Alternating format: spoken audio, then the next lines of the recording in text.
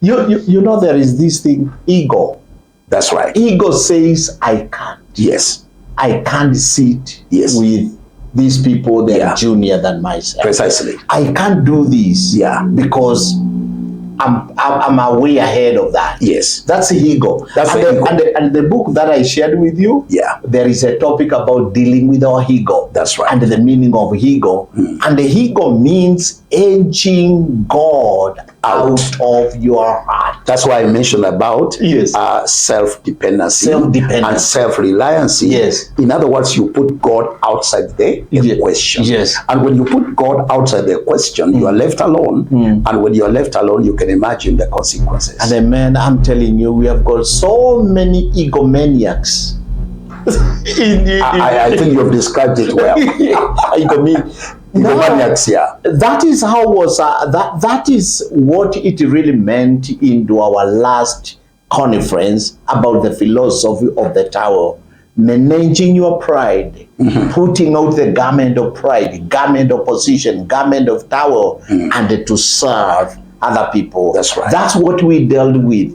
Now, in our second annual ASLEAD conference, Servant Leadership, which is starting April 30th and the 1st, Bishop will be one of the guest hall. I can't wait. I can't wait for that conference, because I can tell you, viewers, the theme of this year's conference is mind, how do we call it? Leading. No, it's mind-boggling. Exactly, that's the word. In other words, it's a theme you have never had.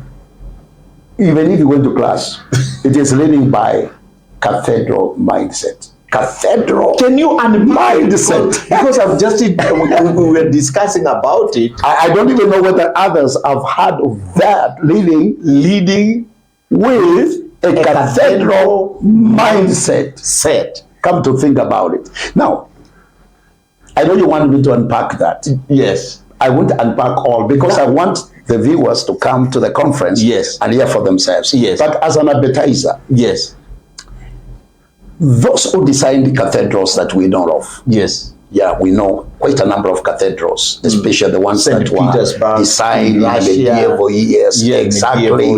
Come to think about the one you mentioned, Petersburg. In Russia. Yes. Let's come to our own cathedrals here, like All Saints. All Saints. Those of us who have been there. Yes. And there are several others which have been built over the years. Yes. You know, you begin to think of what the designers and those who built went through. Number one, I can imagine those who designed and led, or rather led, the foundation and even everything. The planners were not doing it for short-term gains. Short-term gains. But they were looking at the generations to come. All right? They were looking at what will outlive them.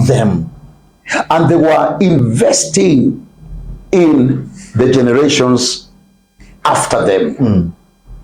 And for sure, who are enjoying those facilities now, who are making use of those cathedrals, is the generations thereafter. There are others who actually build those cathedrals and they never worshipped in them. there even. Yeah.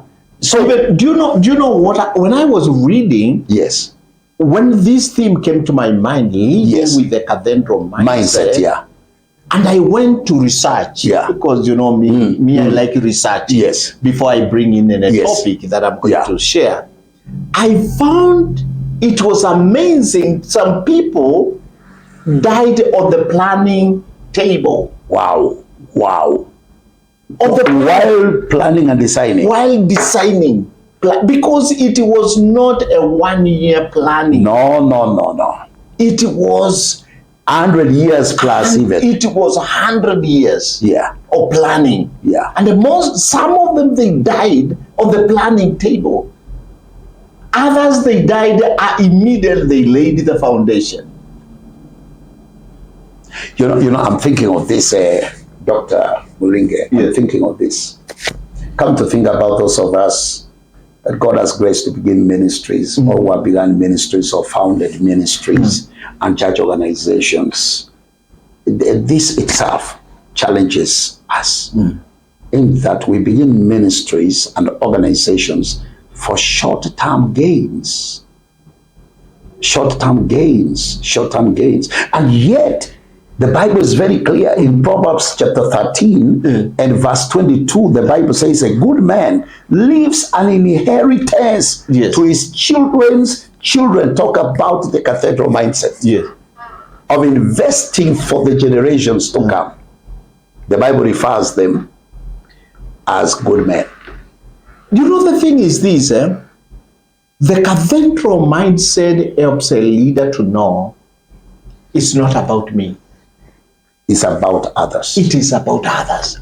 And the problem that we have today, when we start a ministry, I'm thinking, how am I going to benefit out of it? So the ministry ends up becoming a mechanized. And a business venture. And then we fail to make structures and systems. And the system to support the operations of the ministry. Longevity of the ministry. Right. That's where we fail. Yeah. Because this guy who built cathedral, they were not they had no an idea, what am I going to get out of it? Yes. Oh, let me finish it so that I can settle down and start to enjoy the fruit of my labor. Right. No. I want to tell you something that John Garang, the first president of Southern Sudan, told me. When I had an opportunity to meet with him, after he heard what I did in Southern Sudan, he looked at me and told me, Peter, we cannot reward you because what you have done is for the future of Southern Sudan and the people of Southern Sudan. Right. But your reward is ahead. Right. And I was looking, these people build cathedrals, they never looked for immediate reward. They were looking for a future reward. Right. Eternity. Right. It's actually called leading today, with tomorrow in mind. Yes.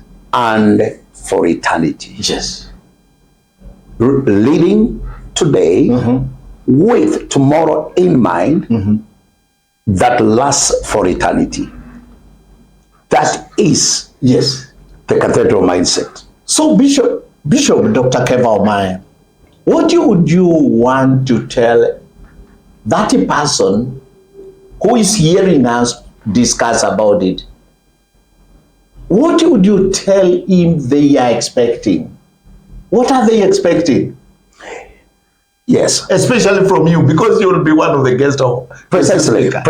That's why I said from the beginning, I can't wait. Yes. I can't wait because the truth is, many of us are just leading for the sake of leading because you have been given a position.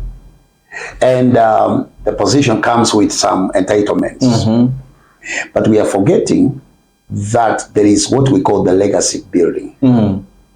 For me, I will encourage viewers and I will encourage leaders to do whatever you can to mobilize all your leaders, anybody call a leader in your organization, in your church, to come for this conference, because we are looking at what is this that we leaders will be remembered for. Will be remembered for. Forget about these other things that we do on daily basis, but what is this 1, 2, 3 things that we will be remembered for? So this conference is going to unpack these truths to help us understand.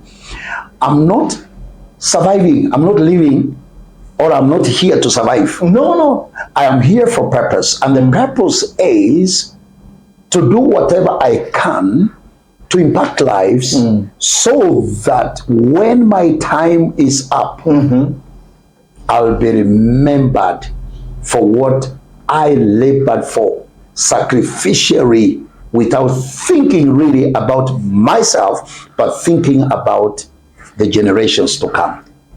Robert Clinton who developed the concept of organic leadership development. Yes.